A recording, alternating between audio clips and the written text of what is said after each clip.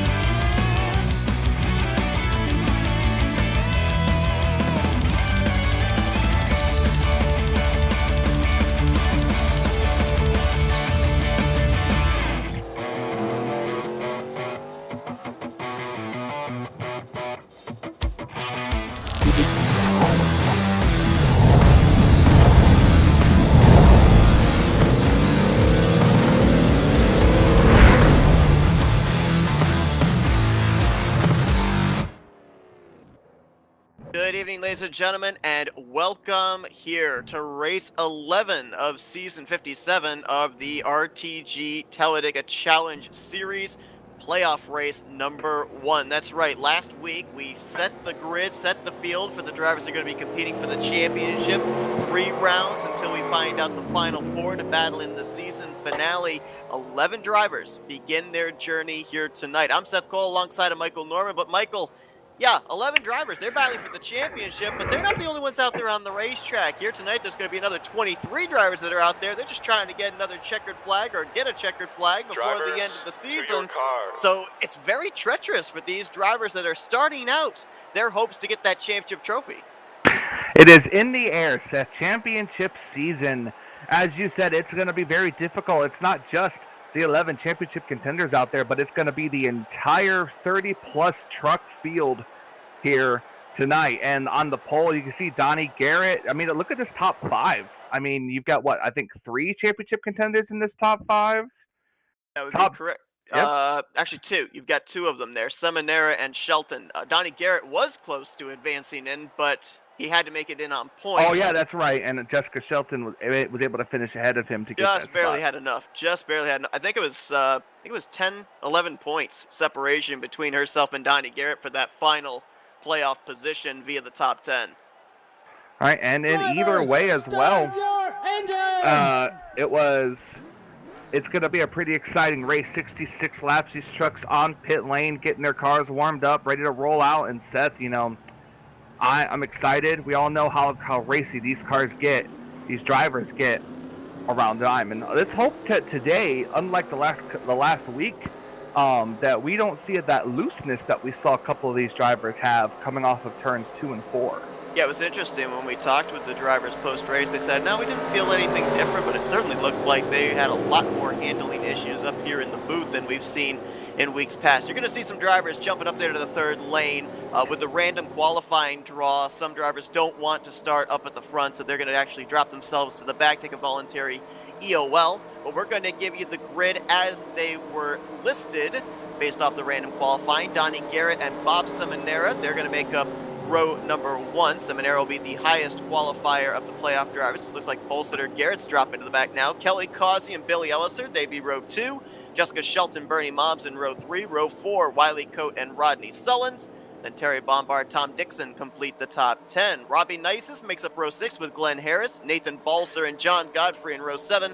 Row 8 finds Mike Rogers and Joe DeSpirito. The rest of the top 20 will be Brian Schilling, Brian Lavelle, Manny D, and Josh Metallic. And 21st is going to be Doug Hewlick, 22nd Ken Roberts, row 12 Cy Jones and Grant Wesley, row 13 25th place Bob Dixon, 26th Mark Paglia, who had that miracle victory a couple of weeks ago. You got Jeff Crivello and Chuck McClure. They're going to make up row 14.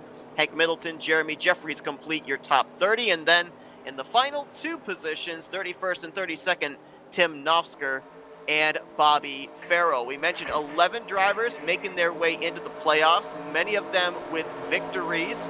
Only one driver was outside of the top 10 in points that had a victory that locked them in. That was Mark Paglia. And we've got a special playoff grid here for you to be able to see the respective drivers, what their scenario is, how many points back. We'll also be taking the opportunity here during the race to tell you how they accumulated such points with the bonus points based off of their wins and their points finishing positions inside the top 10 at the conclusion of the regular season. But here we go, Michael. It's time to turn them loose. It's playoff racing at Talladega. Absolutely. Green flag is out. We're underway. That outside lane gets a good jump. Oh, wow, that was a really, really late green flag. It's a good jump, question mark? Well, I thought he was going, but then he stopped. I think that the green flag came out at the start-finish line, and that's usually not a good thing because when you have a late start like that, you have so many people anticipating it, it could lead to a stroke. It could lead to an immediate wreck. I laugh only because it has happened to me so many times. But, yeah, I mean, good thing that we ended up having everybody with at least enough space to not have that stack up. Could have spelled very early issues for a number of our playoff contenders as Kelly Causey was able to hold court, at least for the moment, with that outside live Bob Seminara, getting drafting help from Jessica Shelton in the 48. The lanes are even right now through the tri-oval. Just about even. All this moving around, though, is not good. And Seth, there was something I wanted to ask you during the pacing here, but with only one pace lap, it's a little hard to get through. We notice a lot of cars fall into the back, like you said. Some people just don't want to start up front. But, I mean, I'm the type of person that if I'm not starting in the first 3 rows, I'd probably fall to the back early. What about you? Like, what kind of strategy would you pull what would make you go to the back or stay at the front? As a playoff contender, I think especially in this first race, I think I would be one of those that would drop to the back early, watch and see what plays out. Because, you know, if you're at a speedway, if you're in a series where you go to a speedway, you go to a short track, if you know you're good there, you can kind of control your own destiny. You can run up at the front. You can maybe, with the win and you're into the next round situation, you can feel pretty confident. Here today, when it's a track like Talladega, there's no guarantees. So basically, if you're going to control your own destiny, better to do it at the back of the pack where you can see everything in front of you rather than be up here in the middle of the storm where you're basically at the mercy of everybody else for your playoff hopes.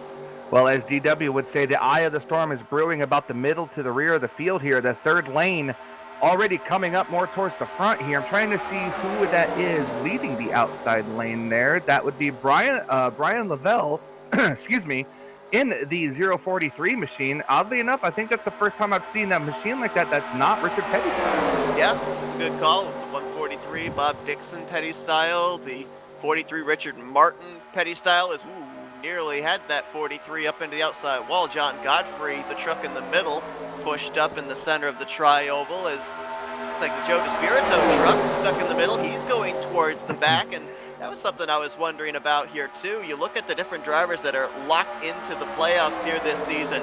Chuck McClure, Brian Schilling, Joe DeSpirito, Bob Seminara, Grant Wesley, Josh Metallic. What do all these drivers have in common? They've all won a championship here in this series. So, you know, how much more motivation is it for the drivers that haven't won a title to go up against these guys that have been there before? They felt the pressure and overcome it in the season finale. Pressure is always on. And, it's hard to overcome. I mean, you just got to focus. You got to stay focused on the task, stay focused on the goal, and the goal is to win a race. And while it's not that easy, it's more easier said than done, that's what you got to remain focused on. Staying out of trouble and trying to win the race. It's pretty much your goal to try to beat whatever pressure you feel like you have. Last year, Bob Seminaro won the regular season championship. This season, he had to make it into the playoffs through points. So far, that 712 has been denied a trip to victory lane. He's out in front here in the early going, but for Bob Seminara, two entirely different seasons, and that's one of the cool things about this type of series as well, is you can look at somebody from last season and green flag drops for the new season and say that's the guy to beat. Next thing you know, they're down near that cut line and they haven't gone to victory lane. You're starting to think, is the magic still there? Yeah.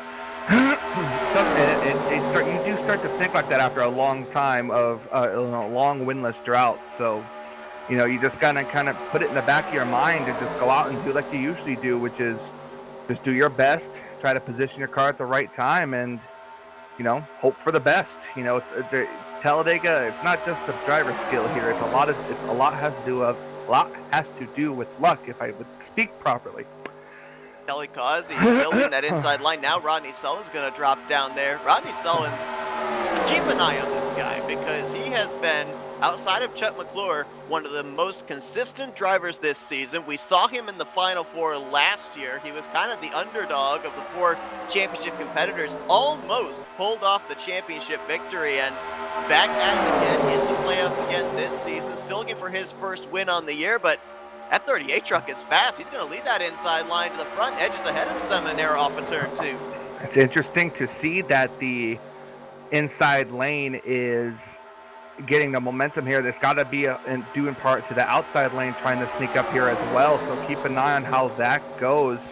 That's 712. He's going to take the lead now, but it's a little too early to be kind of switching lanes here. But most of these drivers are committed to the lane that they're in, so I don't see him going back and forth. Mentioned that third lane, and they are making progress. We saw them back around the 10th, 11th position last time, and now they're up here battling for 6th, 7th, almost into the top 5. Hank Middleton's leading that group. Bobby Farrell back in the number 92 U.S. Air Force colors. Saw a pretty cool story on their Facebook group here today, running the U.S. Air Force colors for his father, who served 4 years in the Air Force in the military, so we appreciate his service, and be pretty cool if with that backstory we could see that 92 go to victory lane. At least to my immediate knowledge, Bobby Farrell is still searching for his first victory here in the Tally Challenge Series. That is very true. It'll be interesting to see here as we see the inside lane starting to form up here. Single file now, the top 5 trucks trying to break away, 6 trucks, including the 4 of Brian Schilling back there before it's 3 wide. Oh my gosh, all those rows back. Brian Schilling, of course, got that victory last week. He was already locked into the playoffs via points, but got some extra bonus points winning that regular season finale. And we got to remind everybody here too, these drivers, it's a 5-race playoffs, but it is done in rounds as well, with 11 drivers in the playoffs to start this thing. At the conclusion of next week's race, we will be whittling it down from 11 to 8. After the next 2 races, we will go from 8 down to 4. It is a win and you're in situation into the next round. So there are drivers here that would love to be able to get that checkered flag here tonight. They could show up next week, they could ride around, they could maybe help another driver that's trying to advance. I mean, we talk about this when we ask drivers week after week during the regular season, how good is it to get that pressure, get that monkey off your back? Imagine the pressure that's alleviated if you get that checkered flag here tonight, knowing you're automatically advancing into round 2. Oh yeah, I completely agree, 100%. It's nice to get the monkey off your back. If you get a win, you're advanced to the championship round, and you don't really have to worry about it. And then you're just there to ride, and you can make more moves, make more strategy calls. Right now, without the win, you're just trying to play it safe. And though we might not see it through these drivers, it's something that is always on the back of their minds.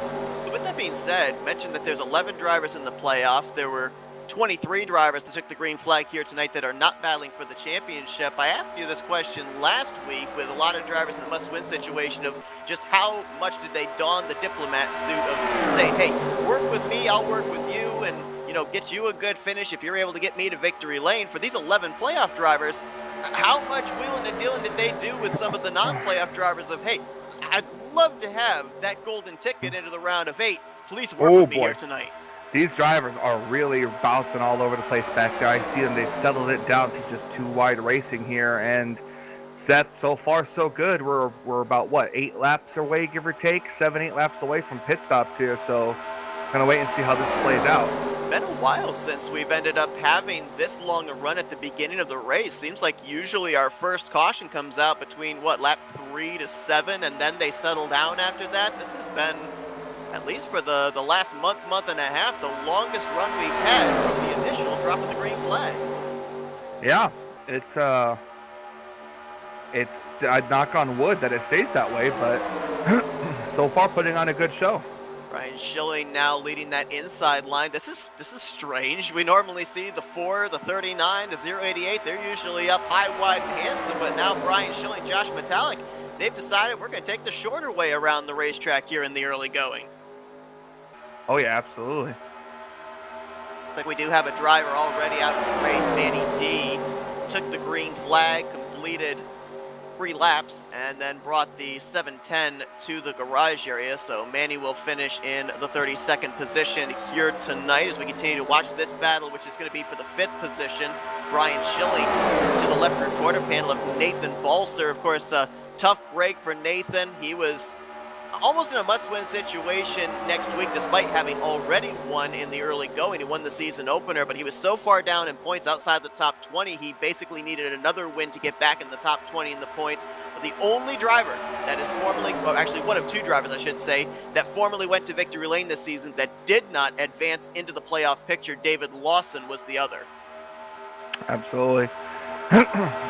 Still staying single file up here at the front. The first 6 cars almost broken away here. And, you know, we all know that you can save gas in the draft, but for the 712 here, Bob Seminara, he's been the leading car through this whole pack. So I wonder if he's maybe a lap or 2 shorter on field than the rest of the field here. I missed this. I don't know if you saw it or not, and I don't know exactly when it took place, but I thought that up to this point, Bob Seminara had led every lap. However, Seminara has only led 13 of the current 14 laps. Shelton was able to lead one of those laps, I guess, in the early going. That's important because Shelton getting that lap led, that's a bonus point to help towards advancing into the next round. Well, I'm about to watch that again. I wonder when that was. Yeah, I'm not exactly sure. It might have been when she was helping push Kelly Causey on that inside line, but I must have had the camera focused mid-pack or something when it took place. But according to telemetry, Shelton does have a lap led, so very important there to keep an eye on that. 'Cause in this type of series, with how close the points are, we showed you the playoff grid. I just went back and watched, and I think your telemetry is glitching. She has not crossed the line first at any point during this race. Okay, so that would be a telemetry issue on my end then. Okay, thank you for double checking on that. I just went through every lap one by one, and she was not first in any of them. It's a great grade for hoping, though. It is. I'm hearing that we're about 5 laps away from when these drivers are going to have to start hitting pit road, and I feel like it's beating a dead horse, but it's always worth saying. Pit road has played just as much a factor this season into the outcome of these races, the outcome of who's advanced into the playoffs and who hasn't, than the action we've seen on the right side of the yellow line.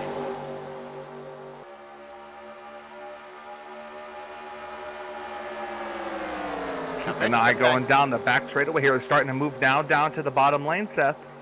And I mentioned the fact that drivers ended up getting bonus points after everything was reformatted last week.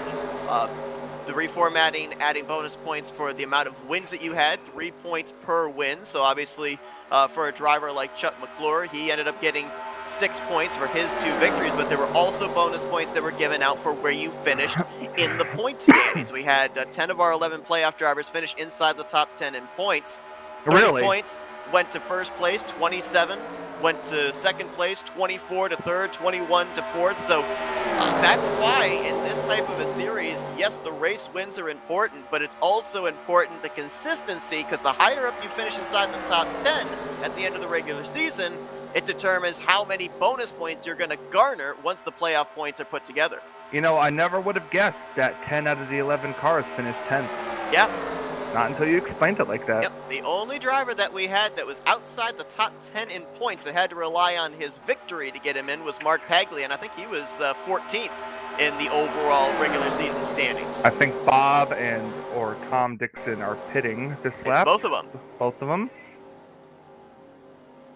Which means we might see the rest, or at least another one group come down this time by.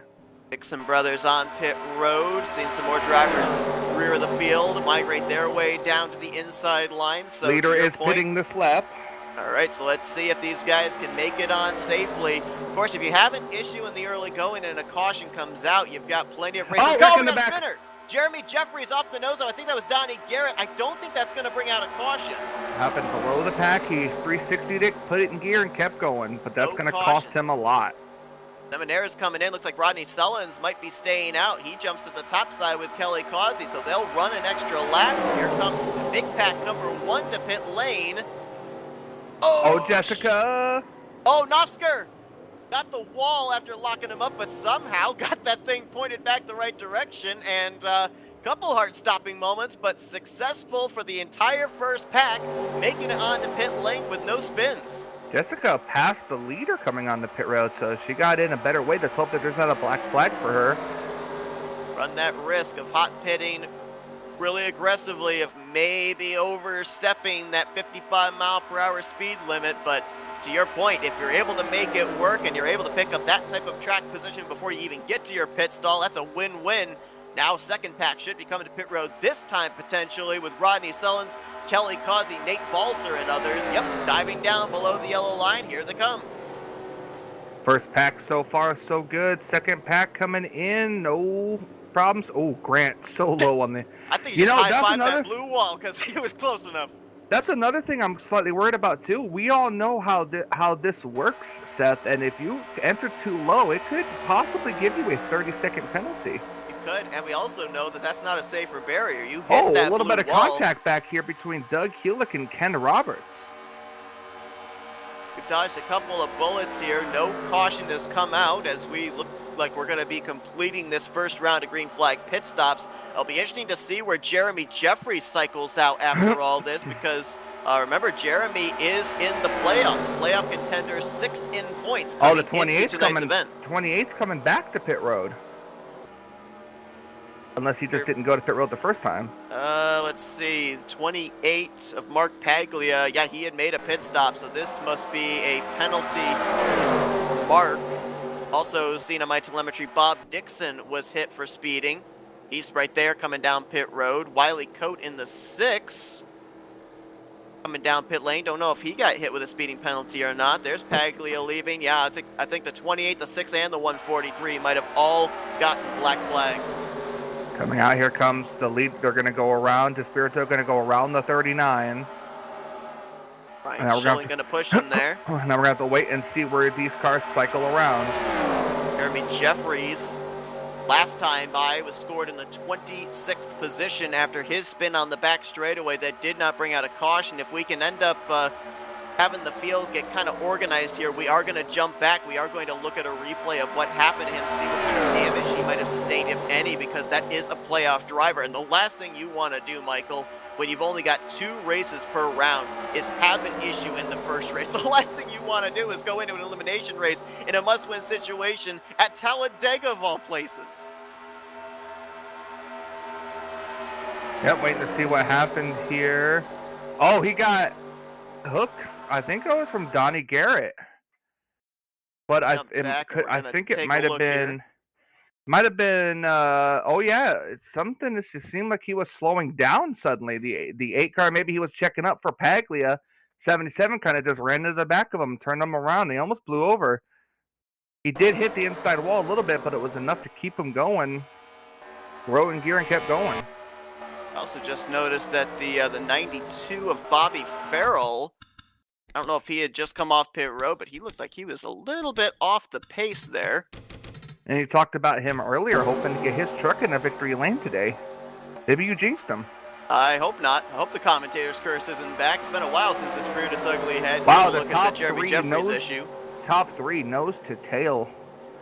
Really, the way these drivers in this league push is just absolutely incredible. All right there, the 8 car of Jeremy Jeffries. 8 truck, I should say, go around. He did hit the inside wall with the front end of his truck, but it appears as he's back out there on the racetrack, like that damage hasn't really affected him speed-wise. Appears that he is still good to go. He's running at the tail end of a pack, and he is not needing to have a truck behind him to keep him up to speed. So that's a good sign there for Jeremy Jeffries. The bad news is he's currently running 23rd after everything cycled around. Mark Paglia, who also had to serve the pass-through penalty, is back in 28th. So there's a couple of drivers right there, playoff contenders there, hoping to see a caution to get bunched back up here with the lead group.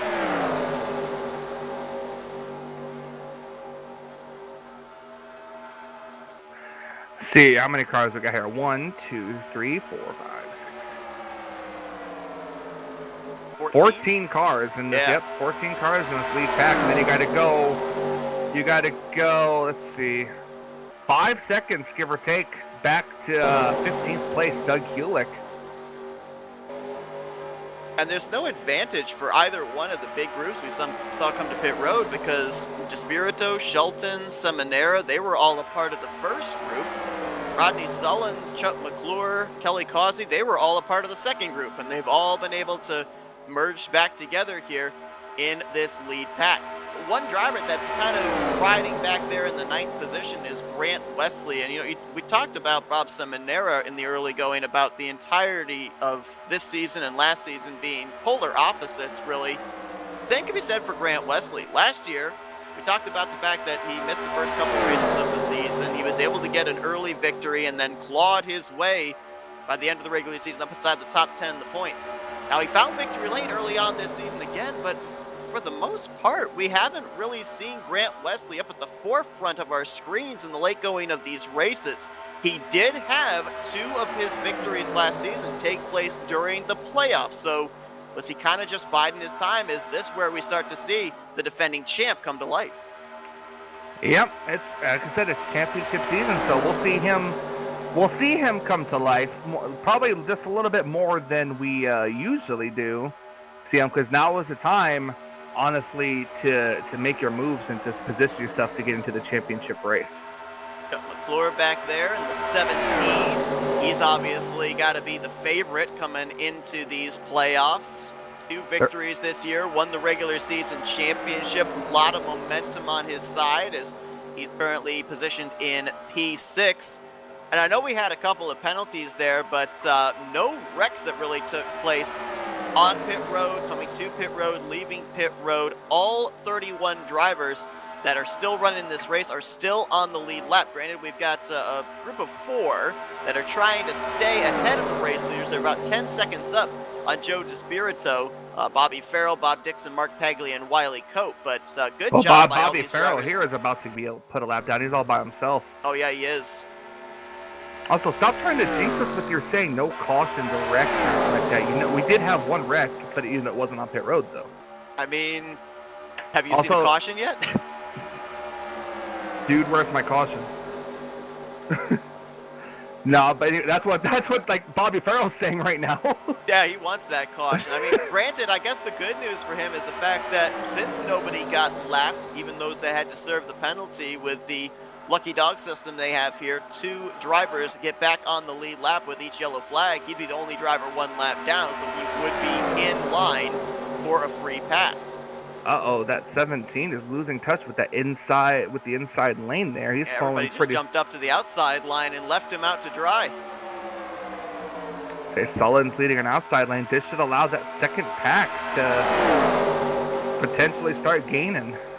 Sullins, Wesley, Hank Middleton. How about Glenn Harris?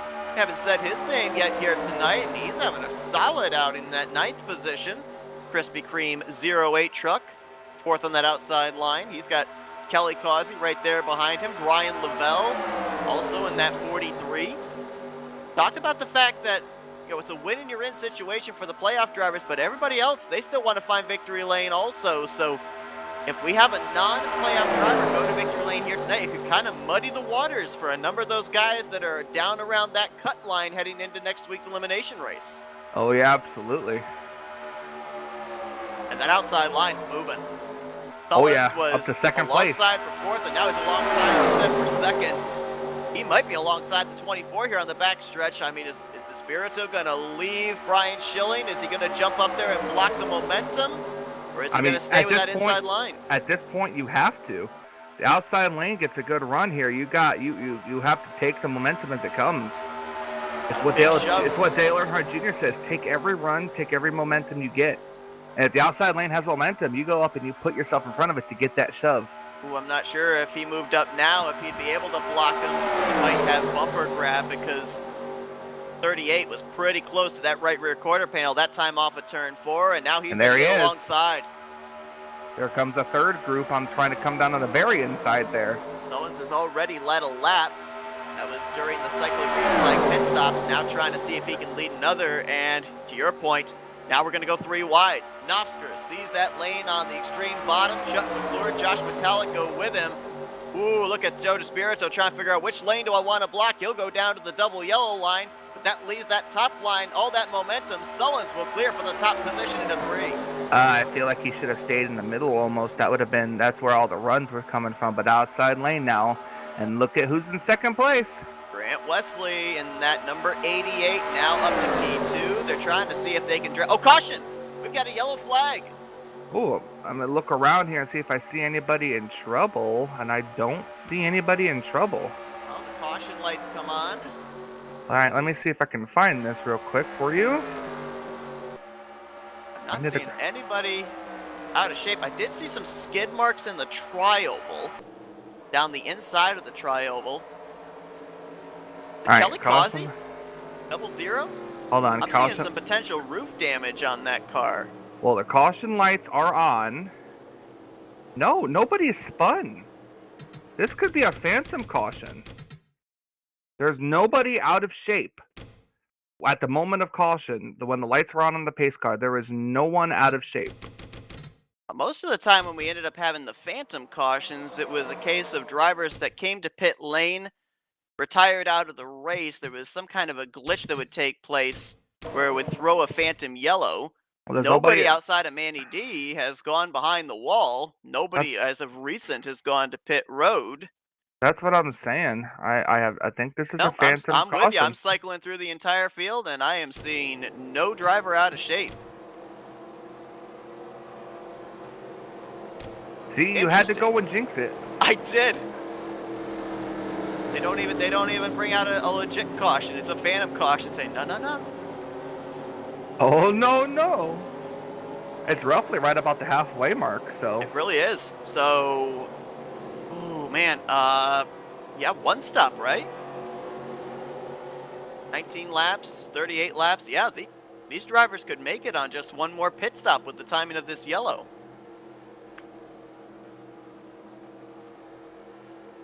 I also kind of feel with this caution coming out, everybody getting bunched up, this upcoming restart is going to be a lot more aggressive than we've seen so far here tonight.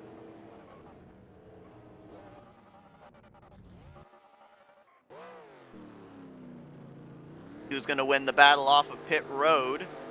It will be Grant Wesley, then Despirito, Schilling, Middleton.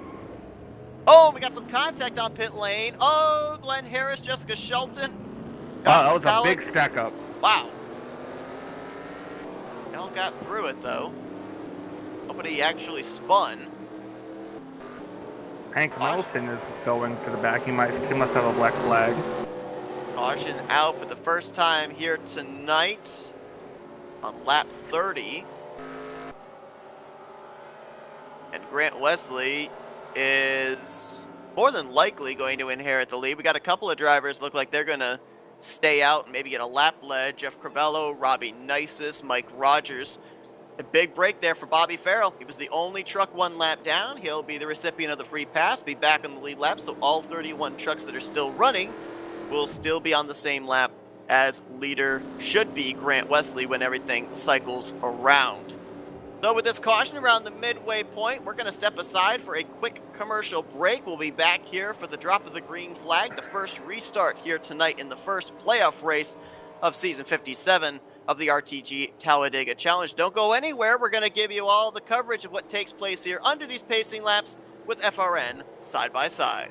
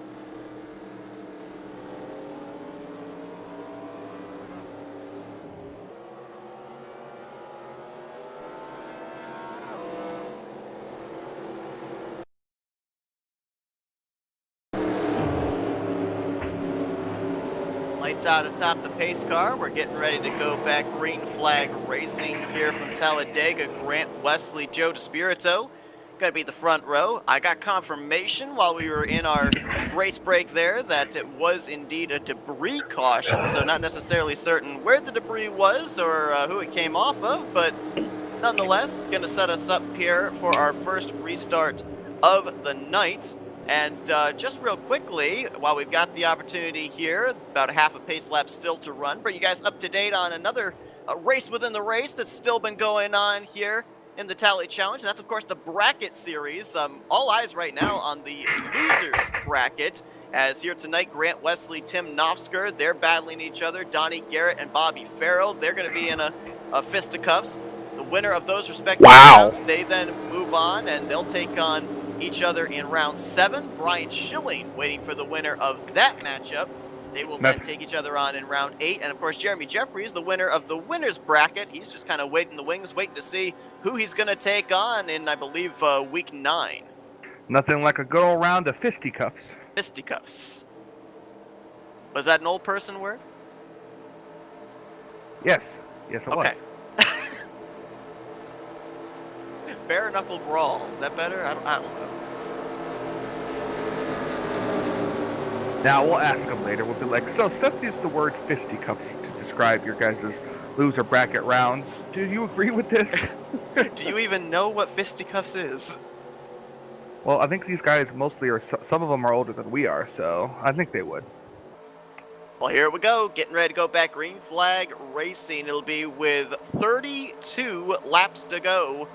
Grant Wesley, Joe DeSpirito, Brian Schilling, Chuck McClure, Tim Knopfsker. Playoff drivers comprise the entire top 5 as we're back underway.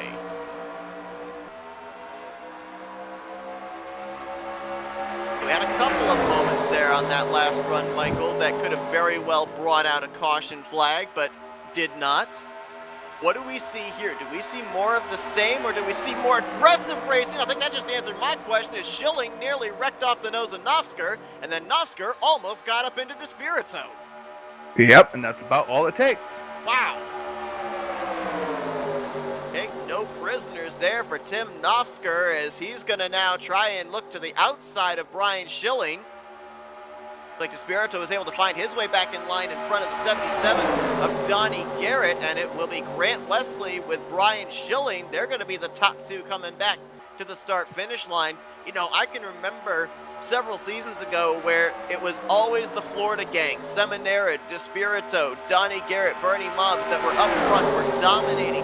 And then you started to see these other factions start to get together. You started to see Knopfsker and Wesley and Schilling and Metallic and McClure work together. And Seminara mentioned this last week. He said, you know, they figured out our system. They made alliances, and now we're having to scratch and claw and work even harder to put our cars in victory lane.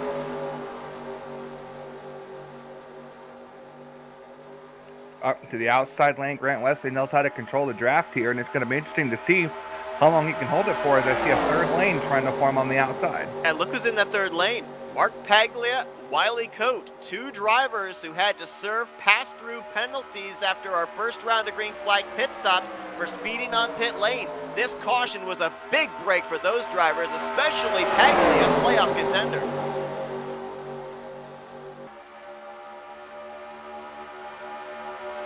Looks a little unsteady up there on that outside line. Ooh, man, getting awfully close to right side contact. Oh, Schilling! We're 4 Well, wide. he saved it. He saved it. For a brief moment. Woo. Oh, I'm gonna think we still are. Oh, they got across the apron. Shelton's wrecking. I believe that was Bernie Mobbs as well going around. Caution's certainly going to fly. Robbie Nices is up and into the catch fence. Ken Roberts is collected as well in the 55. Jessica might be all right. I still see a lot of damage on her truck here. Let's see what happens. Tom Dixon in the 45 was also collected. Oh, Bob Dixon in the 143. That was product of just check up and nowhere to go. No, but not a lot of people checking up or have enough time to check up. That's I can't help but feel it was a byproduct of that near wreck we saw up at the front of the field. A lot of drivers trying to figure out, first off, was there going to be a wreck they had to avoid, and then secondly, where were they going to be placed after everything settled out? Yeah, here's what it is right here. The 10, that's Terry Bombard, gave a shove to Jeremy Jeffries, and in turn of giving him the shove, slowed his momentum down. Jess going into the corner gave him a shove. The 31 shoved Jess, and then that was a chain reaction after that. John Godfrey was into the back of the 31. Oh my gosh, look at the hit there for Robbie Nices. He's got the Navy sponsorship here tonight, but he took air like the Air Force. Up over Ken Roberts and Bernie Mobbs. So you're saying he went flying in his jet? I'm saying that he went on a trip in his favorite rocket ship. Why did you have to bring that up? Take a look at it here from the 54. Was running towards the tail end of the pack, but just the trucks migrated up to the third lane where he was at. Tom Dixon, the 45, as mentioned, involved. A lot of torn up trucks. Oh, Bob Dixon got spun afterwards over here, nearing the exit of turn 4.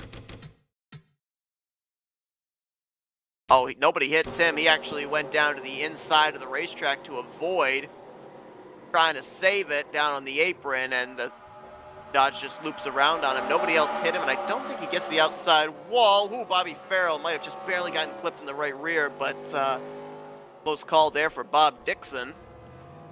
But not really involved in that big wreck over in the middle of 3 and 4.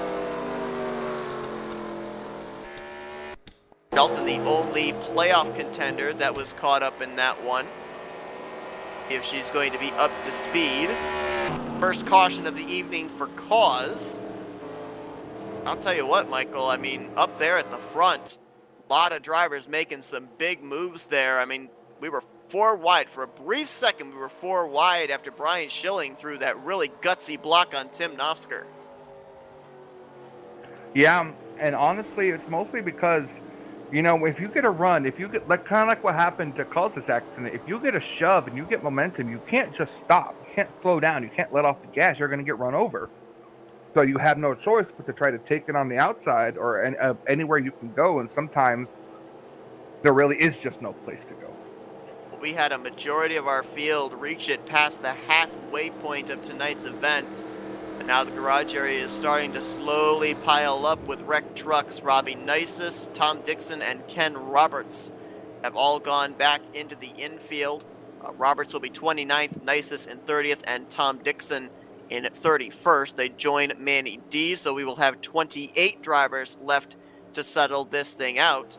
And we should be somewhere in the range of 25 to go once we go back green flag racing. It appears that potentially Brian Schilling, I don't know if he felt that he might have been the cause of the checkup or something, but he's coming down the second lap, which is usually an indicator that that driver is claiming something and is basically giving themselves a penalty to start at the tail end of the field. A little surprised by that, though, because to your point, yeah, there was definitely some stack up on the inside line, but I'm not necessarily certain that since they didn't wreck up at the front, that that would be the responsibility of the four.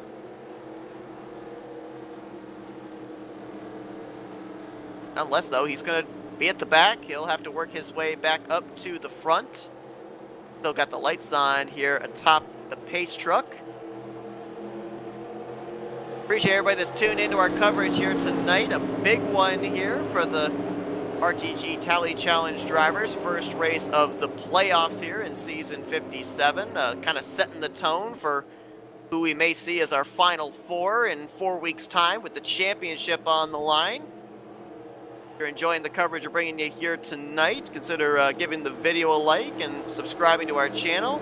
Also get notified when we go live every Thursday night here for the Tally Challenge. Got the eliminator race of round one. That's going to be coming up next week at 9 p.m. Eastern Standard Time. And it's still a good chunk of race left to go. Going to be interesting to see what storylines we'll have going into that race. Again, the top 8 drivers next week will move on to the second round. We will have 3 drivers eliminated from the playoffs, and that 8th in the standings cut line is going to be very interesting to keep an eye on next week, and especially with this type of racetrack, this type of racing, because we constantly see it. Positions change not just every lap, but positions change every corner. It's so hard to keep up with it. It's kind of gets to a point, if you're a mathematician doing the stats, you just throw up your hands and say, you know what, I'll figure it out when the checkered flag waves. Exactly, and sometimes that's just all you need. You don't need to worry about the little things. Just wait for it. You know, wait for it to the checkered flag. There's no, you know, don't stress yourself about numbers because numbers hurt a lot. Now, interesting here as well. We talk about the win and you're in scenario for drivers, but for the 8 drivers next week that advance into round 2. I was actually perusing over the criteria of how the bonus points were awarded for round 1, and a footnote kind of caught my eye in the fact that once the second round of the playoffs begin, the points will get reset, and 2 points per position in the top 8 are going to be handed out. So bonus points are still going to get handed out again from round 1 into round 2, plus 2 points to any playoff driver that picks up a victory here in round 1. So yeah, while we talk about the fact that the wins and the consistency were important from the regular season into round 1, just as important here from round 1 going into round 2.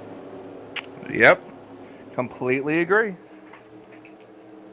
So let's see how our playoff contenders are going to line up here for this upcoming restart. Bob Seminary and Grant Wesley, they'll share the front row. Josh Metallic will be 3rd. Tim Nofsker 5th, Chuck McClure in 6th, 8th place for Mark Paglia, 9th for Jeremy Jeffries after his spin on the back straightaway. Good comeback for him. Joe DeSpirito right now in the 10th position. Ronnie Sullins is 13th. And then Jessica Shelton and Brian Schilling back in 24th and 25th. So they'll be trying to make their way back up to the front, but all 11 of our playoff drivers are still running. They are still on the lead lap, as is the entirety of the field. All 28 drivers still on the lead lap at this point in time. A couple of drivers that there might be question marks on just how up to speed they are after the contact they sustained from that last wreck, most notably the 31 of Bernie Mobbs, who has a lot of rear end damage on that leaf filter Dodge. We'll have to wait and see how much up to speed some of these drivers are, and you know, having damage doesn't always spell the end.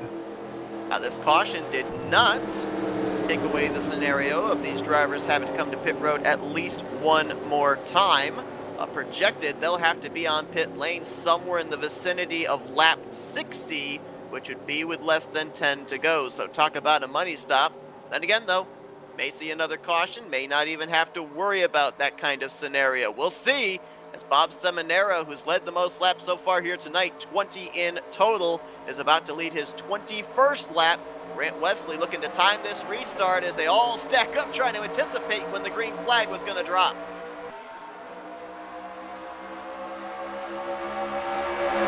And having the time to determine. I thought he was going to clear. He almost did.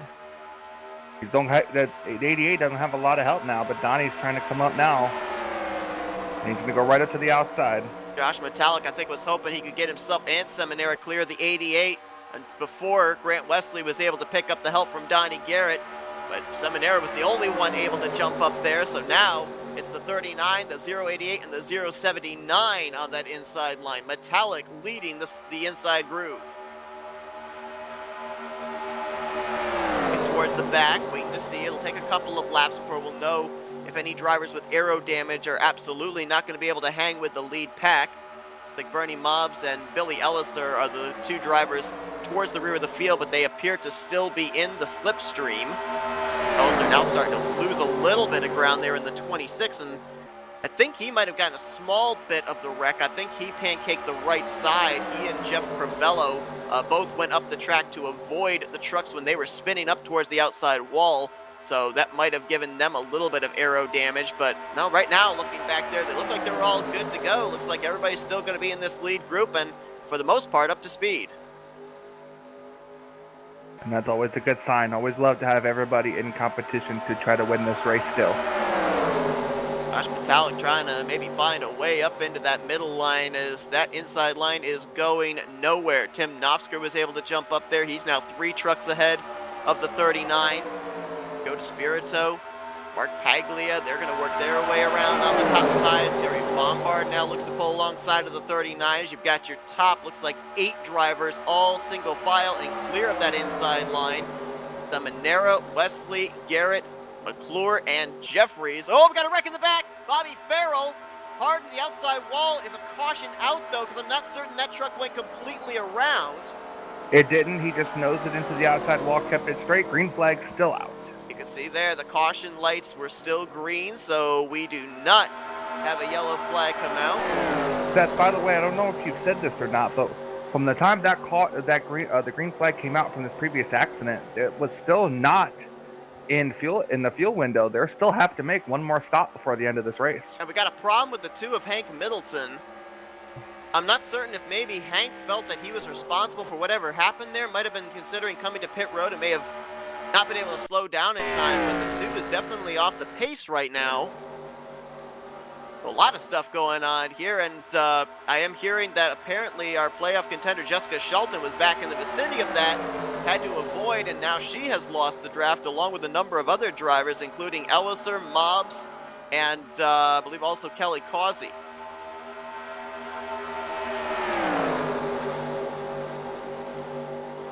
No caution coming out. Single file still at the front of the field. Side-by-side battle going on back here. Josh Metallic still continuing to try and make something happen on that inside line. Nathan Balser has been pretty committed to him, but they've been going backwards rather than forwards. Now Rodney Sullivan's going to get alongside of him. Doug Hewlick there in the 23. That is our top 12, top 13 that are now clear single file. Middleton coming down pit road, and this appears to be a pass-through for the two, so I'm going to assume that more than likely was him possibly claiming the incident that took place on the back straightaway. Remember, as we mentioned, when a driver causes an incident under caution, they come down pit lane on the second lap of pacing, but if they cause an incident under green that they know that they were responsible for, they serve a pass-through. We've seen that a number of times here in the early portion of the regular season.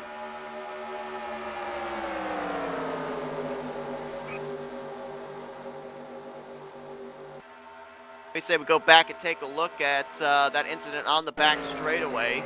Yeah, I'll keep an eye out here for you if anything happens other than the single file line that we have so far. See what exactly happened to the 92 of Bobby Farrell. This was towards the rear of the field.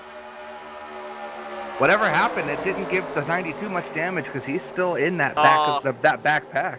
Bumper grab, just a misjudge there, but bumper grab. Middleton was trying to tuck in behind Bobby Farrell, hooked him in the right rear quarter panel. Fortunately, the wall was there and helped Bobby Farrell be able to right his truck, but he's certainly going to also have some right front damage to deal with.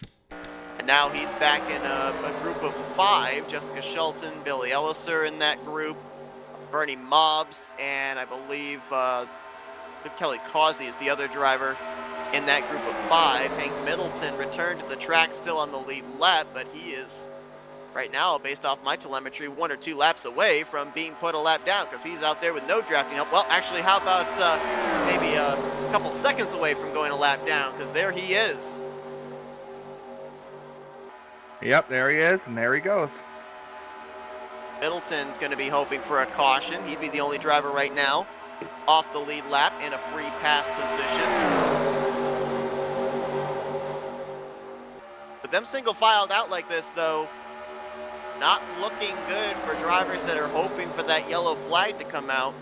The only way I could see a caution possibly come... Oh, we got a caution right there. Well, okay. Stop calling it. The game's out to get me tonight. Brian Schilling has gone around the back straightaway along with Nathan Balzer. Yep, Nate Balzer's around. That's going to spell big-time relief for Jessica Shelton and company right here as they go past it.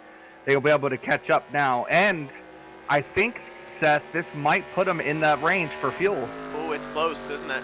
No, when they take the caution, it should be 50, and 50 going to 51 for when pits should be open.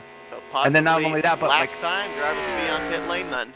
Not only that, but it's like I think it's 3 to 4 laps of caution. So Kelly Causey was about to go a lap down. This caution saves him. Hank Middleton going to be the only driver 1 lap down. He'll get the free pass. Just towards the back of that lead pack. Let's see if we can go back and find out exactly what happened. Playoff contender Brian Schilling, last week's winner, involved in this one. Look, it starts with the 079. Another case of bumper grab because he's all over the back of Wiley Coates' Dodge. Oh no, watch Mike Rogers in the 011. See so many times where a driver on that inside line will push up off of turn 2. He had the momentum, he had a run, stuck it down there to the inside, and it did not hook the bottom the way that he was hoping. Pushed up into that left rear quarter panel of Nate Balser, and then sideswiped the 4 of Brian Schilling, bringing out our 3rd caution of the night.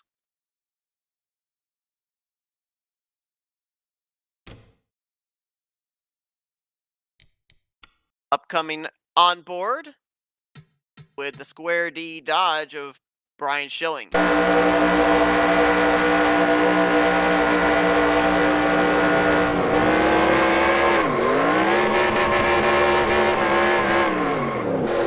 down pit road, just about everybody here. Terry Bombard and others coming down. Bob Seminara. Final time that the pit crews will more than likely see their drivers for regular service. But here's the question, Seth.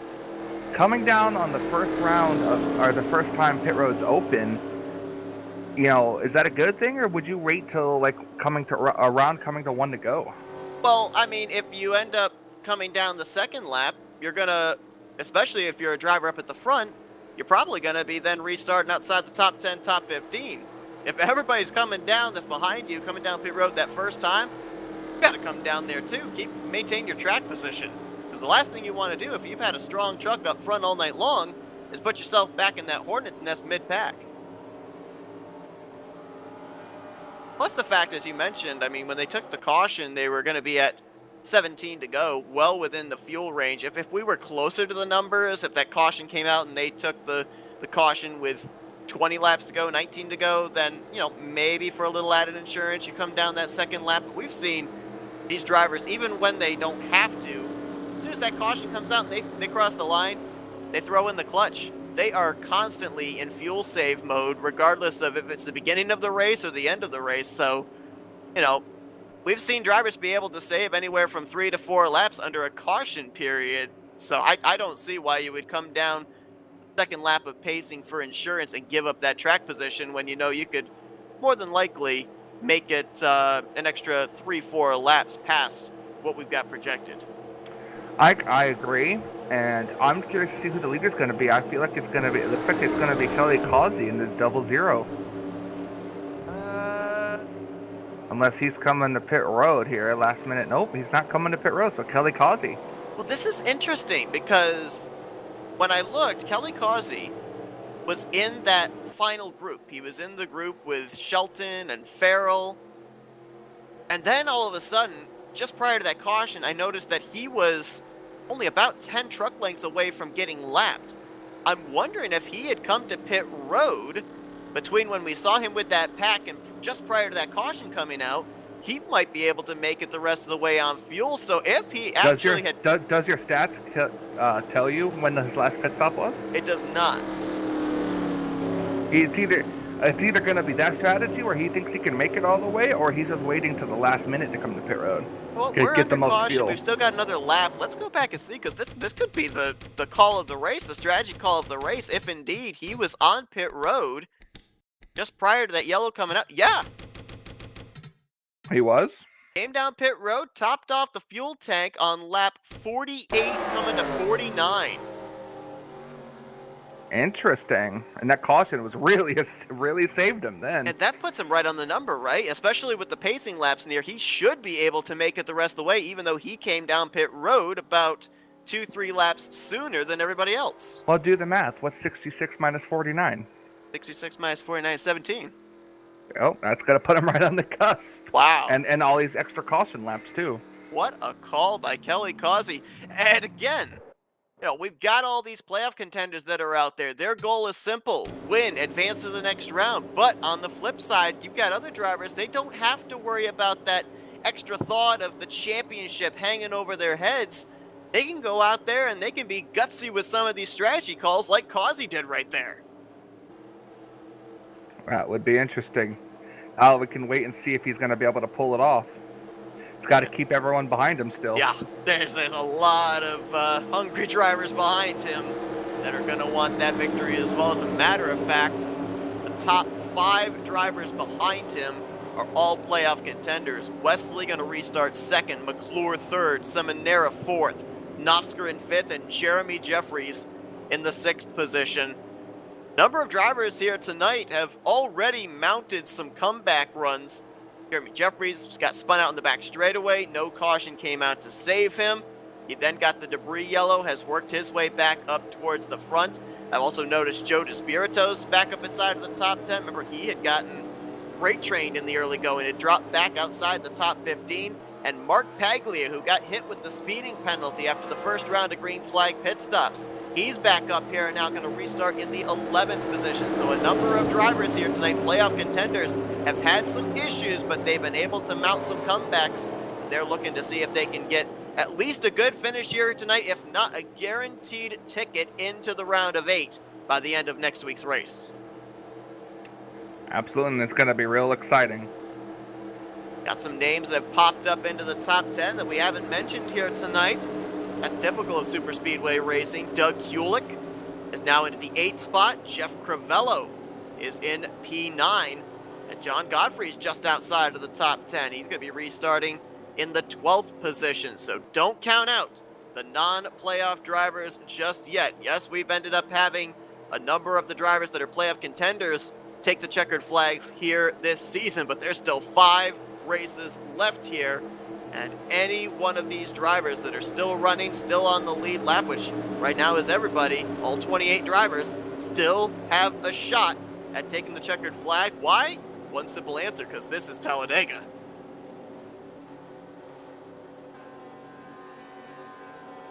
Let's see. I'm curious to see how this is going to play out with these drivers up here. I'm interested to see if Kelly Causey can get him. I mean, he's pulled off a miracle win before, Seth. Did. Ended up last season winning the regular season finale to advance his way both via victory and top 10 in points into the playoff. Missed out this season, but still trying to see if he can get his second checkered flag in as many seasons. Like, when we take this green flag, we're going to be at 13 laps to go, but maybe more importantly, we're going to be at about 9 laps remaining until we get to that point of no return that we talk about. Don't you start. There is the possibility that one more caution could come out for us to be able to have a restart, but if we get to that point, the gloves are off. Don't you start. Don't you put that bad juju on this race. Kelly Causey didn't get a good restart, but Grant Wesley, he can't quite clear the double zero. He's got no real good help behind him. It's going to allow maybe the double zero to try to clear before the entrance. Oh, Chuck McClure tried to crowd up that 712 right there. Almost ended up forcing the 712 of Seminara up into the third lane, and now Chuck McClure is going to get stuck on the inside line. Causey does jump to the top, clears the nose of Grant Wesley. Wesley into second, Seminara now moves to third. I think he barely cleared the 88 right there. That was, I mean, I don't even know if you could fit a piece of paper between them. And I don't even think it's worth asking the question, if you're Grant Wesley, do you maybe just try and get as many points as possible here and push the double zero to the victory? No, with the fact that there's an elimination race coming up next week, doesn't matter if it's a friend, doesn't matter if it's a teammate up ahead, you're going to do everything in your power to make sure you're going to be the first one of the two back to that start-finish line with the checkered flags waving. Yeah, absolutely. You got to, like you said, you've got to block, you've got to keep an eye on your mirror. Right now, the double zero, Kelly's going to be, if he's not listening to what they're saying behind him, he's watching his rearview mirror for sure. 712 of Seminara got a big run down the back straightaway with McClure and Nofsker. I thought they might think about jumping up to the outside of the double zero in the 88, but instead kind of drug the brake and tucked in line. They've got Brian Lavelle there with him also. Then Jeremy Jeffries is clear. You've got a side-by-side battle. Mark Paglia, Jeff Crivello, also Joe DeSpirito, high, wide, and handsome there with Rodney Sullins as they're going to make a middle groove on the top side of the 56.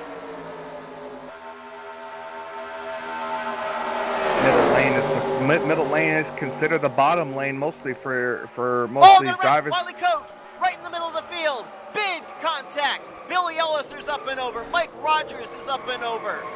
Glenn Harris is collected. Hank Middleton, who just got back on the lead lap, spinning in the infield. A good half dozen, maybe more drivers collected Bob up in that one. Bernie Mobbs. Well, Seth, you talked about it. Oh, they're almost wrecking. Someone's having issues. Brian Lavelle with connection issues. That was very scary as they're racing back to the line. We're going to stay up here with these guys, make sure they make it back in one piece. And Kelly Causey is going to take the caution with 10 laps to go. Caution out for the 4th time here tonight. I believe as of right now, it's not race back anymore if they were to get another caution. Caution gonna fly. It started with the 6 of Wiley Coat. I couldn't tell initially who it was that got him, but I saw him sideways, and everyone that was in that middle to high line just stacked up with absolutely nowhere to go. Bobby Farrell, I know, was involved in that. I think he was the first truck on the scene. Go back and take a look.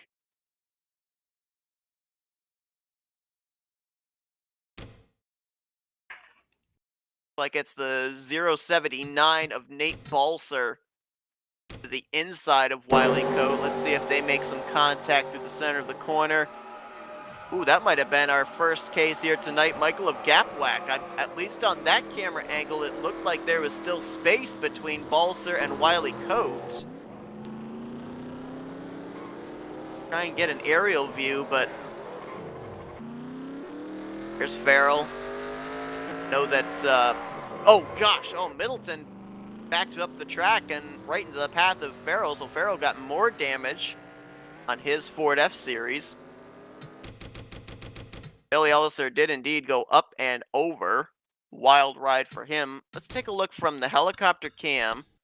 Let's see if there was space between the 079 and the 6, or if there was indeed clear contact.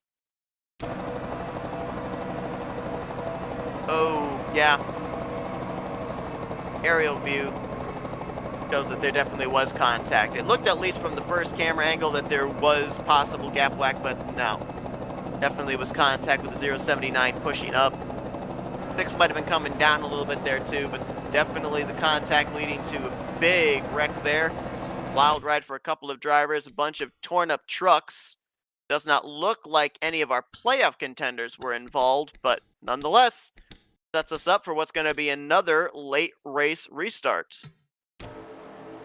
And it will be with less than 10 to go. Oh, yeah. No one at this point has gone back behind the wall after what we just saw. So there's definitely going to be a good number of drivers collected up in that incident that will more than likely be off the pace. Could be the mentality of, as long as the engine's still running, stick it out, because you don't know what's going to happen in these final 8 laps or so, and you might be able to pick up a spot or two. Especially with less than 10 laps to go. But Chuck McClure, we saw the hard racing back to the start-finish line. Chuck McClure and Grant Wesley were almost banging doors there. McClure was able to edge out the 88 for that second position. That drops Wesley back into third, Nofsker now into fourth.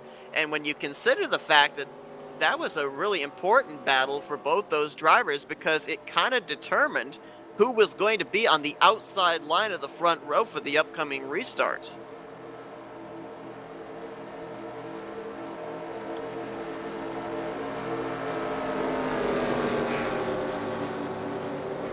Should, I believe, get the 1 green signal this time. We've only, under 2 of our 4 cautions, had a driver off the lead lap. So we haven't had to have the extra lap of pacing. Nobody was off the lead lap here under this caution, so we should only have to run the 3 laps of pacing rather than 4. That will give us the restart with 7 laps to go. How difficult has it got to be for a driver like Kelly Causey, as, well, I guess we still are under caution, so it gives me more time to ask you this question. I mean, how difficult is it for Kelly Causey, the fact, you're out here, you want to win, and you want to throw the blocks to keep everyone at bay. At the same time, though, you're aware of the fact that the drivers behind you, they're battling for a championship. They're battling to make their way into the next round. Does that make you apprehensive on just how aggressive your defense is going to be against these guys? Yeah, when you want that win, it's gonna be, and I hate to reference this, but you're gonna pretty much want to turn yourself into like a Brad Keselowski, where you block Lesnar every lane. You block every lane you can and just try to stifle any momentum that comes your way. Like you've seen it before. You're gonna be racing more out of your rearview mirror than you are your own windshield. So it's going to be interesting to see if Kelly can keep everyone behind him. And from what we saw right there on that last run, I think the blocking, the looking out the rearview mirror, it's going to start now. Because obviously some drivers are going to want to wait till that final lap, but it looks like a lot of these guys up here at the front, they want to go now. They want to be that lead truck so that way then they can go into defensive mode rather than offensive. I'm trying to stifle myself from laughing, because I said Brock Lesnar, and now all I'm picturing is Brock Lesnar with a Lego as a head. Here comes the pain. Here comes the pain in a picture of someone stepping on a Lego. I've been there. I know what that feels like. So have I. So have I. Oh, well, we got a chance here. Bring you up to date on tonight's lap leaders. Bob Seminara has been out in front the most, 28 laps led for the 712. Joe DeSpirito is the only other driver that has led double-digit laps. He's led 10. 7 laps led for the guy out in front right now, Kelly Causey. Grant Wesley's been out in front for 6 laps. 2 laps led by Rodney Sullins, and then 1 lap led apiece by Jeff Crivello, Josh Metallic, Brian Schilling, Mike Rogers. Apparently, somewhere along the line, Michael, my telemetry actually updated itself and took the glitched lap lead from Shelton. So I don't know how it fixed itself. I don't know when it fixed itself, but good on you, telemetry. Exactly. A little, one to little go friendly here, Seth. bantering right there, under pacing between Chuck McClure and Grant Wesley. We've got 7 to go now. We're going to get a restart with 6 laps to go. So what does that give us? Like a lap for them to wreck before 1 or we have to 2, race? maybe? Yeah, I mean, everybody's on the lead lap, so... Oh, but you're right, because they would have to race back, right? So, yeah, it No, would be it's one not. Well, lap. technically, they would have to use that lap to go back, but it's not race back under 10 to go. No, it is race back under 10 to go. Is it? I thought it was. It's frozen field. I thought it was the it's opposite frozen way. field up to 10 to go, but it's race back after 10 to go. Listen, I'm old, okay? I don't remember everything. Join the club. Come on in. We got a lot more room for members. All right, Seth. I'm gonna ask you this now. Commentator's curse. Who's winning? Oh, Who you got? Gosh. Put you on the spot. Let's go. Come on. Magic's gonna strike for a 2nd season in a row. I'm going Grant Wesley. He's locking himself into the round of 8 here tonight, defending champ. Okay. I'm gonna go with the guy who I've seen in a wreck earlier and somehow manages in the top. He's in the top 10. I'm gonna go with the 8 of Jeremy Jeffries. Not a bad pick. If I recall correctly, both Grant Wesley and Jeremy Jeffries had victories last season during the playoffs. So we'll see if they're able to do that again here in season 57. Here's the way they're going to be restarting as they make their way into the tri-oval. Kelly Causey, non-playoff driver, is your race leader. Chuck McClure, Grant Wesley, Tim Knopsker, Bob Seminara, all playoff drivers make up the remainder of the top 5. Then you got Jeremy Jeffries, playoff driver, in 6th. Then non-playoff contender Brian Lavelle 7th, non-playoff driver Doug Kulik in 8th, playoff contender Mark Paglia in 9th, and Jeff Crivello, non-playoff driver, in the 10th position. Green flag about to fly once again. 6 laps to go here in the first playoff race of season 57. Now it's all going to come down to whether or not Kelly Causey can clear the 17. But the question is, if he gets cleared enough, is he going to stay there? Or is he going to? It looks like he's going to move up. Question here now is, we've seen McClure and Knopsker work together. Will they jump up, make a 3rd lane, and put the 00 in the sucker hole as Wesley's going to draw alongside with a big shove off of turn 2 from Bob Seminara? It's going to be side by side. Look at the 17 just pushing the 00. If I was Kelly right now, I would just focus out my windshield. Just let him push me, and you just go. And all of a sudden, Jessica Shelton, Brian Schilling, they're back up here in this lead pack. A couple of drivers that have had some issues in the last 20-25 laps or so. They've still got a shot at a good finish. Who knows, they may still have a shot for the win. Remember, Mark Paglia, a couple of weeks ago, he was 13th when they took the white flag. He was the one that came back P1 when they took the checkers. 3rd lane forming up on the outside lane. My boy. There. I believe that's Joe DeSpirito, Donnie Garrett, Jessica Shelton. The Dodge leading that 3rd outside line, and they are making some very good progress. Jeremy Jeffries sees it coming. He's going to jump up there as well. Jeffries heard that I picked him. He wants to try to prove me right. Kelly Causey, what do you do? Now's your chance. Kelly Causey's got to figure out which lane is moving. He's going to stay committed to the middle groove as Jeffries gets pushed out a little too far there. Going to have to draw that outside line back to him. Now Wesley's alongside for the lead on the inside line. How did he get that run through 3 and 4? Because that 3rd lane to the outside is going to stifle the momentum just a little bit. Here comes Wesley now to the inside. It's going to be almost 3 wide, 2 wide, leading the lap by inches is Kelly Causey. You're just starting to get the feeling that these trucks may not be able to hold on for much longer. We're into the point of no return. 3 wide, about 4 or 5 rows deep from 5th place on back. Double wide for the first 2 rows. Seth, hold your breath. Down the back straightaway they come. Kelly Causey still edging ahead. The outside lane slowly losing momentum. A lot of darting, a lot of dancing, a lot of back and forth here of swapping lanes. The middle lane continues to edge out there for Kelly Causey. Chuck McClure still committed to the back bumper of that 00. Causey clear. He's not going to jump to the inside. He'll stay with McClure and Knopsker, the 2 that have kept him out in front, with them 3 wide side by side beside him.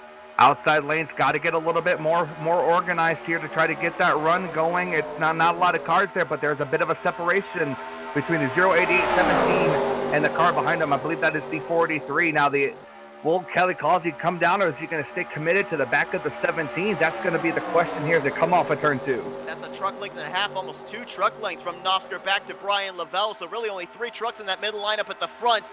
Jeremy Jeffries looks like he's got the momentum on the top side. Will Causey go up there to block? Now here comes the inside line with a big run. Wesley, Seminara, as well as Paglia and Sullins. All the playoff drivers have come to play here with less than 3 to go. At this point, there's really nothing Kelly Causey can do but stay committed to that middle line, because he moves one way, then the other way is going to get the momentum. Grant Wesley on the inside, he's got to stay committed to that middle lane, and unfortunately, the 17 Tuck McClure has got to be the one to stay committed to pushing. Side by side with Causey and Wesley, and here comes Jeremy Jeffries. We're going to be 3 wide for the top position. By time they reach the back straightaway, I do believe we're 3 wide, 5 rows deep. Who makes the mistake? Can they keep it clean? Because next time by, the white flag's in the air, the gloves are off. You basically bring home the steering wheel of the trophy.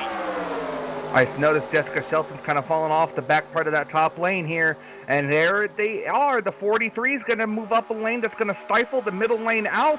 And the 8 car should be side by side with Grant by the tri-oval. You think it's playoff season? You think these guys want it a lot? Because we are 3 wide, all the way from the front to the back of this pack. We're going to make it to the white flag as Wesley edges ahead. Is he clear going into turn 1? I think he is. He is clear now. All he's got to do is move up to the outside lane, but we'll see if he does that. He's got Bob right behind him. The Madeira is not clear, so if Wesley wanted to jump up, he could. They still stay to the bottom. Car got the wall back there. There's Jeff Cravell in the 56. That was the end of the outside lane right there. This could be Grant's race unless Bob Seminara can get clear and get momentum.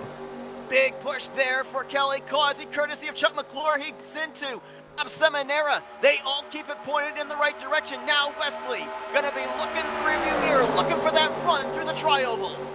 Here they come. There he goes. They're going to put it the 003 wide. That's it. Grant Wesley is going to come through the tri-oval, and he's going to win this race just like you predicted. Grant Wesley is going to win the first playoff race of the season. Dead. He's the only one that survives after the start-finish line as everyone wrecks crossing into turn 1. But Grant Wesley, the champ, is back, and he's ready to defend his title. He's moving on to the round of 8 with the victory here tonight. But what a hard-fought victory, as you said, Michael, for Jeffries, Wesley, and Causey, they basically had to rely on everyone else behind them to have their line move to the front. That's all they could do, was stay committed to their line. Absolutely.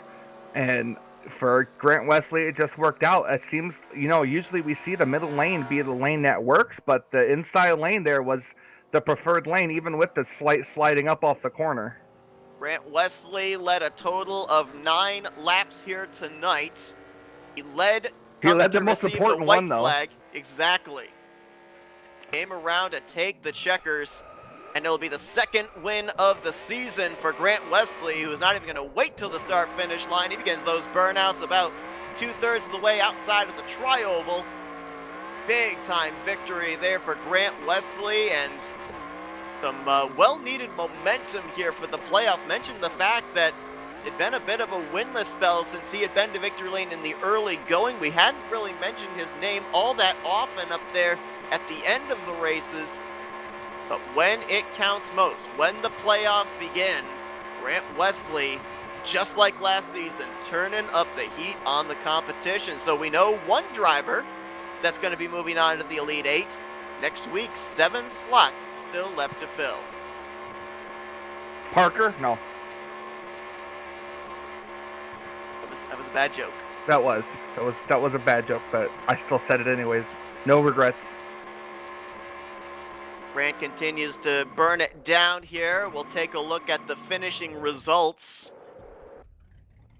Nobody wrecked coming to the line. A number of drivers wrecked after the line. So good job by everybody there to not end up having any torn up trucks on that final lap. Good job. Yeah, good job by having all your trucks torn up, so you have to make all new ones next week, and then rest in peace to those who actually died on that wreck. So here's a look at the final finishing results.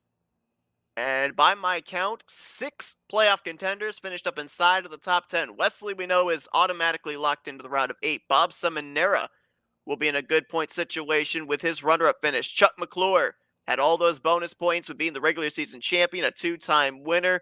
The momentum that he had coming into tonight, podium finish for him. I'm not necessarily going to say be a shoe-in to get into the top 8, but certainly looking like a good chance. Kelly Causey, the highest finishing non-playoff driver. That was a great performance for him. Very respectful for how he raced around the playoff drivers. Almost pulled off that victory, but he'll get 4th. And Mark Paglia, this is why you never give up, whether you're a playoff driver or a non-playoff driver. Got hit with the speeding penalty early, almost fell a lap down, gets the caution, and he's going to finish out in the top 5. Great job for the guy that came in the 13th seed of the playoffs. Tim Knopsker, another playoff driver, going to get 6th. Great performance there for him as well. John Godfrey, he's going to finish in 7th. Non-playoff driver there. Rodney Sullins trying to make it into the Final Four for the 2nd straight year. He starts his playoffs with an 8th place run. And then Doug Hulick and Terry Bombard, they're going to complete the top 10. Rest of your playoff drivers, Jeremy Jeffries back in 11th, Joe DeSpirito in 13th, Jessica Shelton in 14th, Brian Schilling back in 17th, and Josh Metallic fell back very late in this one. He is going to be the furthest back of the playoff drivers here tonight in the 19th position. So I'm going to have to take another glance at the current point standings coming into tonight, kind of figure out who's going to be around that cut line, but it's certainly looking like possibly Shelton, DeSpirito, and Josh Metallic will be a couple of the drivers we'll be talking about maybe in the trouble spot, in the danger zone when we head into next week's elimination race. Absolutely.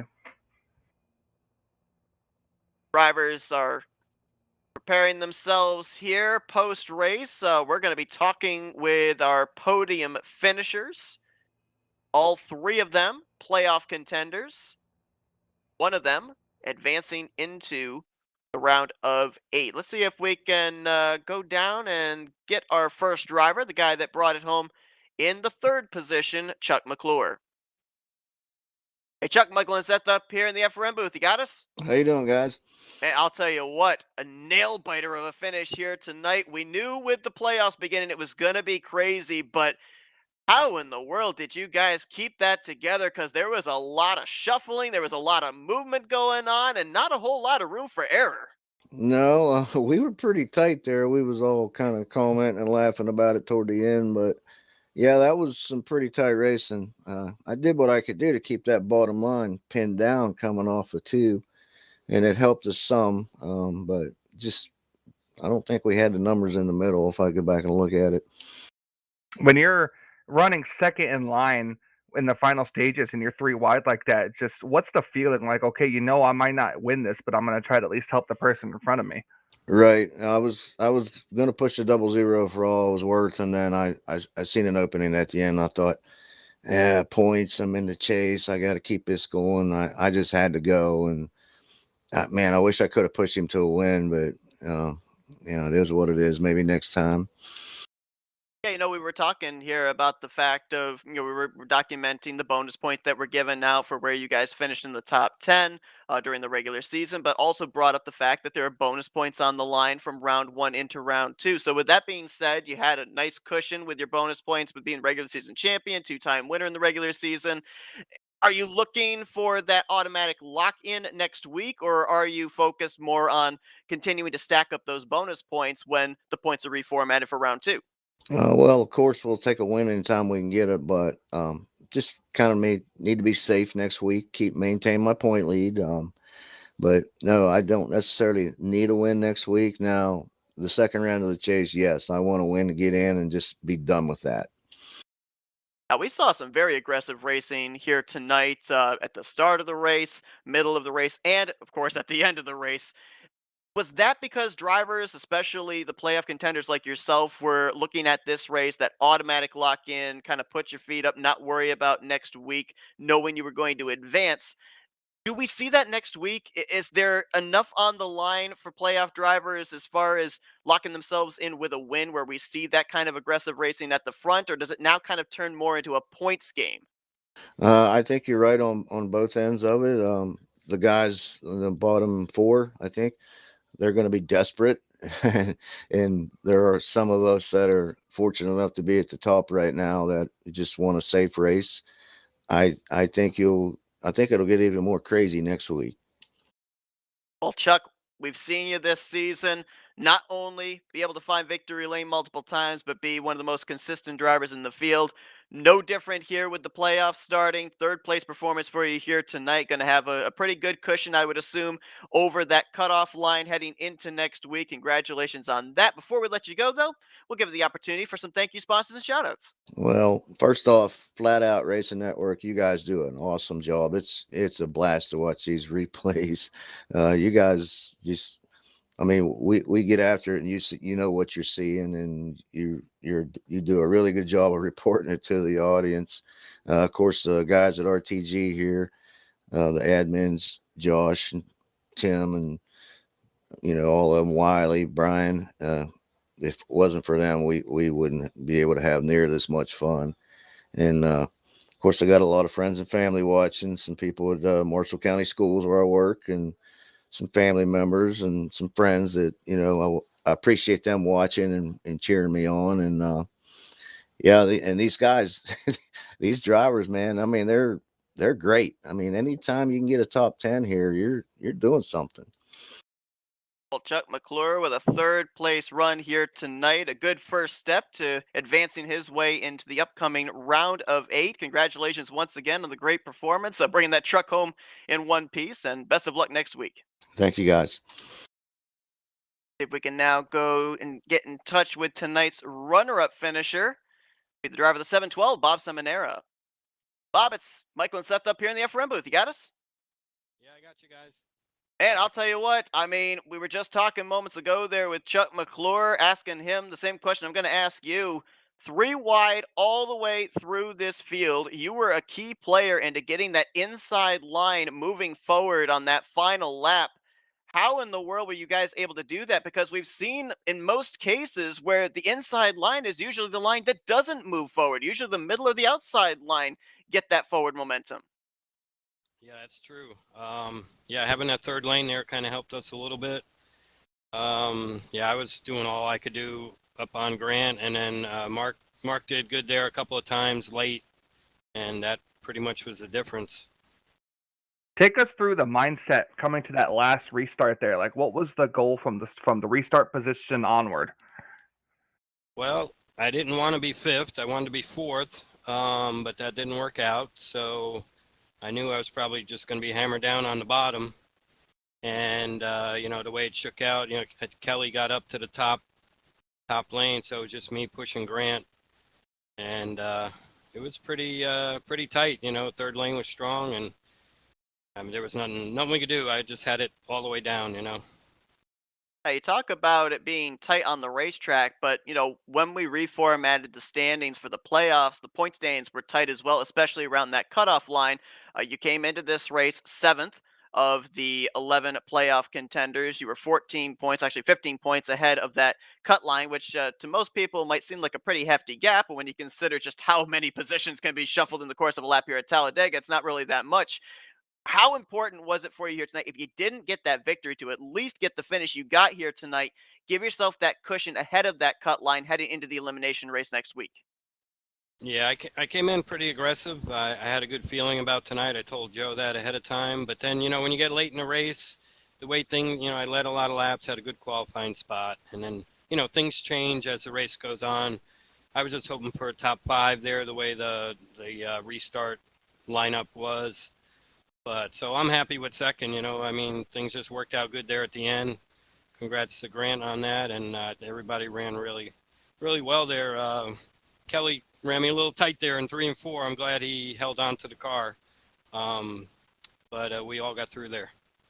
It's interesting when we end up talking to drivers how their mentality will change from lap to lap. Obviously, we've not been able to see you in victory lane yet this season, but going into next week, what is the mindset for you, at least at this point in time, before you even take the green flag? Are you looking to find victory lane and that winless spell, or are you basically just looking for max points to advance into the round of 8? Yeah, it'll probably be max points. I'll be looking for a top 5. Fuel strategy has killed me lately, both me and Joe. So no, I'll be looking points racing some, but I'll be aggressive, and I'll be trying for a top 5.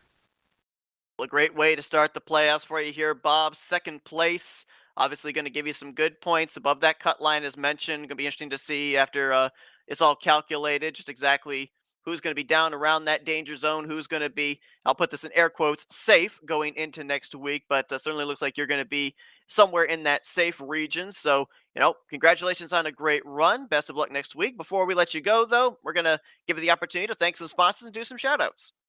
Yeah, thank you. Of course, RTG, this is the best racing, and FRN, appreciate you guys broadcasting it. Yeah, I think we put on a good show for everybody, FTMF and Florida Boys. And all right, Q, and then we'll be back next week.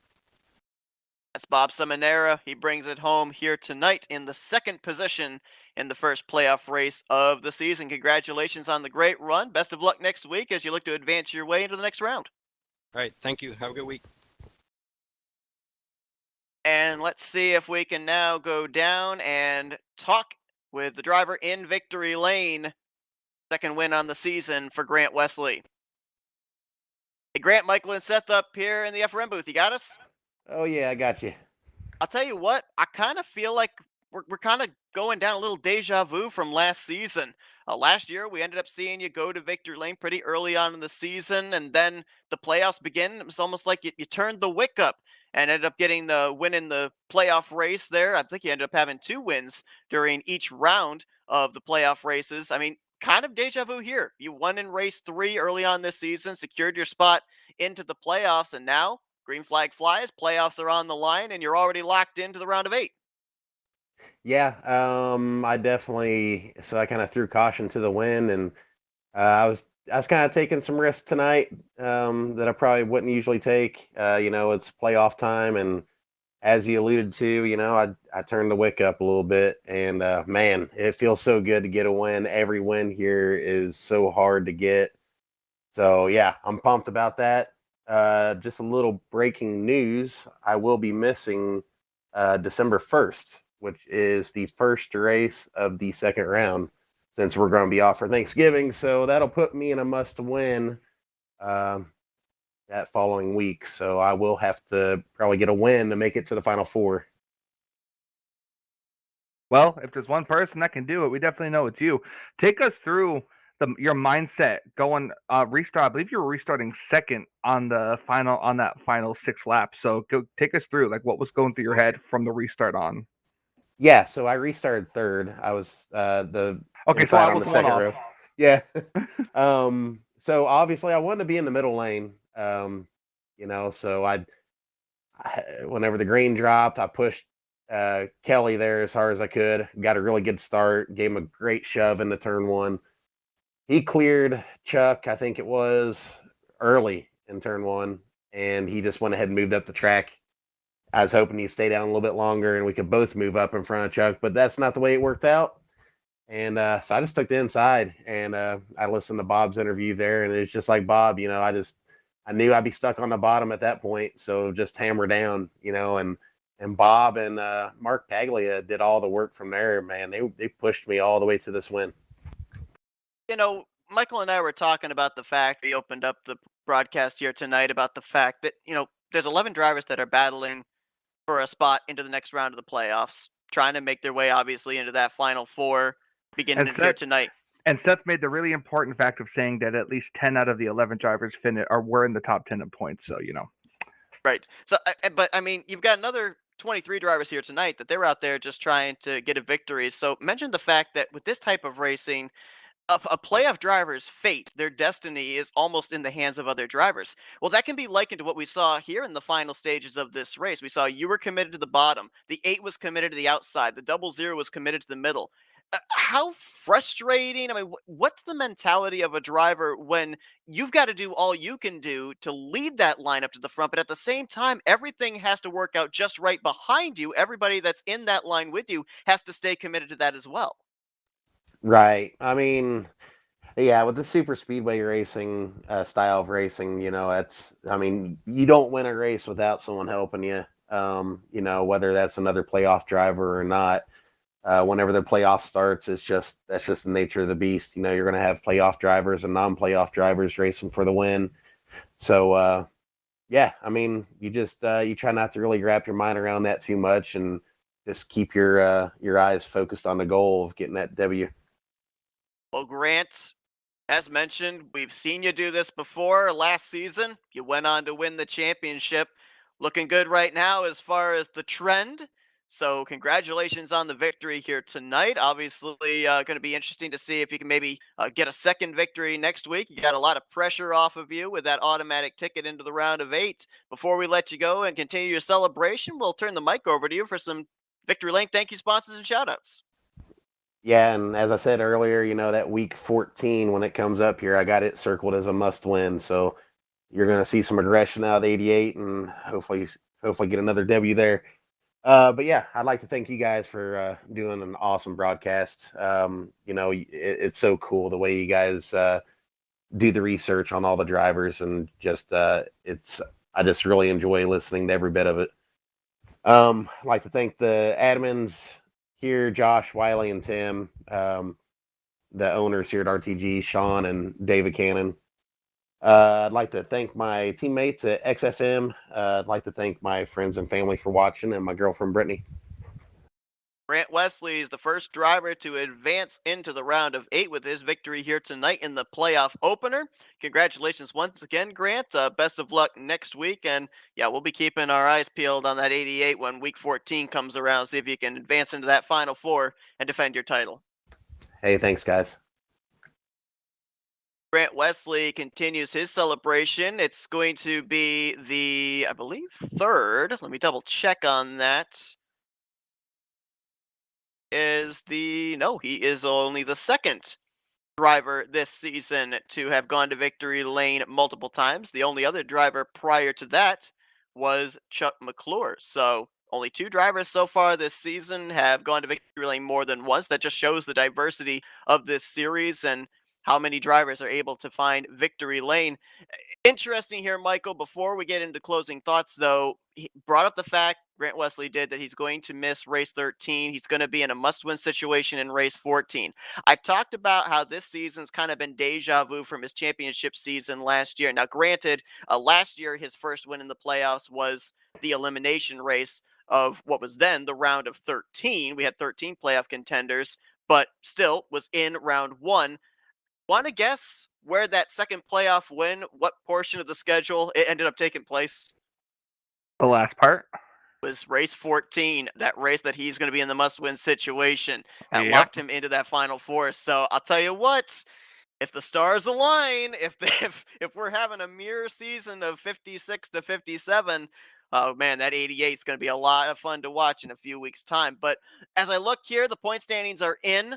8 drivers at the conclusion of next week's checkered flag will be moving on to the next round of the playoffs. Right now, the driver on the hot seat, position 8, is driver number 8, Jeremy Jeffries. He's got 9 points in hand over Mark Paglia. He's got a total of 16 points over Jessica Shelton and 17 points over Josh Metallic. I mentioned 15, 16, 17 points. It sounds like a lot, but when you consider the field sizes we have here in the Tally Challenge and just how in the matter of a corner with a wreck, a driver can go from inside the top 5 to outside of the top 20, a lot can change between now and then. So it's really going to be interesting to see the drivers that are below the cut line, what their strategy is in relation to the drivers just above the cut line. Because Jeffries, also Joe DeSpirito, Bob Seminara, Rodney Sowens, and Brian Schilling, as I look at where they're positioned right now, if any of those drivers I just mentioned have a bad day next week, they could be out of the round of 8.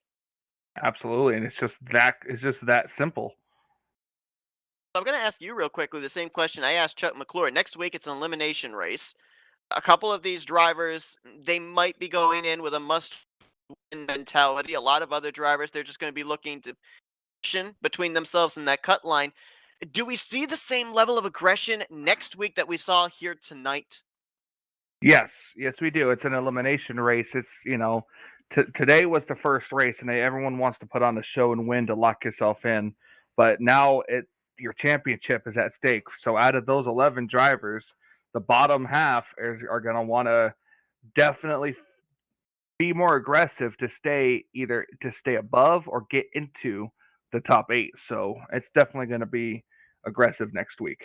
Well, an update on the bracket series as well. With the win, Grant Wesley eliminates Tim Nofsker. He will be taking on Donnie Garrett, who eliminated Bobby Farrell here tonight.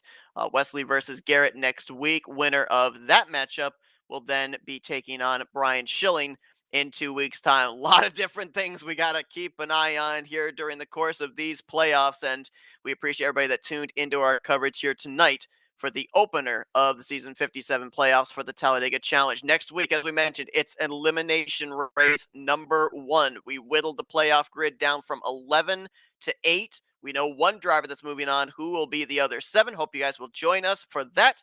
Coverage next Thursday night begins at 9 p.m. Eastern Standard Time. Congratulations once again to Grant Wesley on the victory here tonight. The defending champion going to be moving on to the next round of the postseason. Michael, it was a thriller here tonight. A nail biter up here in the booth with them 3 abreast all the way back through the field. Appreciate you, Jim, in the booth for this one. Oh, yeah, absolutely. It was very fun. I can't wait for the next race. Absolutely. Well, thank you once again to everybody that tuned in tonight. Hope you guys enjoyed our coverage of the RTG Talladega Challenge Series. For Michael Norman, I'm Seth Cole. We'll see you guys next Thursday night for the first elimination race of the playoffs. Until then, you've been watching another broadcast courtesy of FRN, the Flatout Racing Network. This broadcast is the copyrighted work of Flatout Racing Network and may not be rebroadcast, retranslated, or used in any form without the express written consent of Flatout Racing Network and iRacing.com Motorsports Simulations. Flatout Racing Network would like to thank you for your support